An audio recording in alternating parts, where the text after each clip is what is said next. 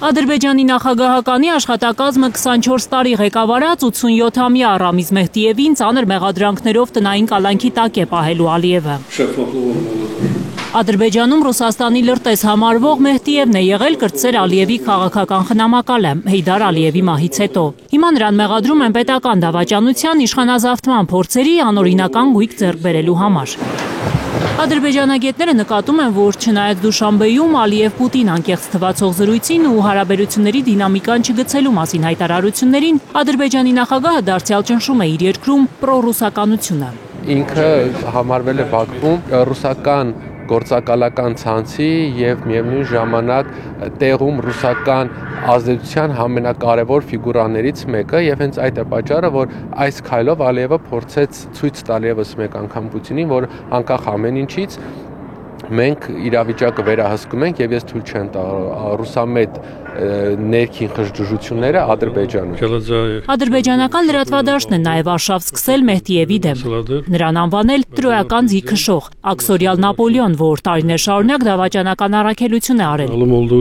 Ադրբեջանցի նախկին պաշտոնյայի ինքնազգացողությունը 3 կտրուկվատացել է։ Նա անջատել է հեռախոսը, անտեսելով լրագրողների զանգերը։ Վերջին մի քանի տարիների ընթացքում Ռամիզ Մեհդիևը պարզապես առանձնացված էր, բայց նրա մասին չէին մոռանում եւ շատ հաճախ հակառուսական ազդակները անմիջապես ուղղում էր նրա անձի շուրջը։ Ադրբեջանագետները համոզված են, որ իրականում 87-ամյա ծերուկից վտանգ չի զգում Ալիևը։ Վստահ է, որ նա այլևս առաջվա ուժը չունի Ադրբեջանում լրտեսական ցանցեր ղեկավարելու, հակաադրբեջանական քաղաքականություն վարելու համար։ Պարզապես Ադրբեջանի նախագահը նրան ճնշելով փորձում է զսպել իր երկրում պրոռուսական թպրտոցները։ 2019 թվականի տարվա սկզբից սկսվեց նախագահի աշխատակազմում եւ ընդհանրապես ղեկավար մարմիններում զտման քաղաքականություն։ Իլհամ Ալիևը սկսեց զտել ռուսամետ գործիչներին եւ անգամ շոկային էր այն հանգամանքը, սպասելի էր, բայց միևնույն ժամանակ շոկային, որ տարվա վերջին հոկտեմբեր ամսին աշխատանքից ազատվեց նաեւ Ռամիզ Մեհդիևը, նրան դրանից հետո նա ղեկավարում էր Ադրբեջանի Հանրապետության գիտությունների ազգային ակադեմիա, բայց այլևս չուներ այն իշխանությունն ու դիրքը, որ ուներ մինչեւ այդ։ Փորձագետները չեն բացառում, որ Բաքվում նոր ձերբակալություններ լինեն։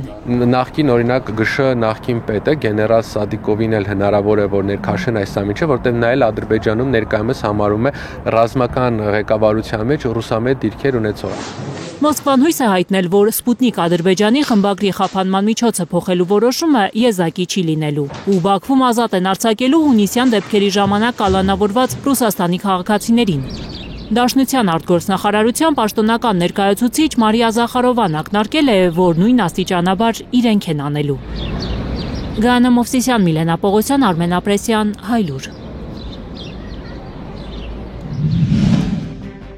Հայաստանում եւ աշխարհում տեղի ունեցող իրադարձությունների մասին առաջինն իմանալու համար բաժանորդագրվեք մեր ալիքին, սեղմեք զանգակը, որ բաց չթողնեք ամենահրատապը, ամենակարևորն ու հետաքրքիրը։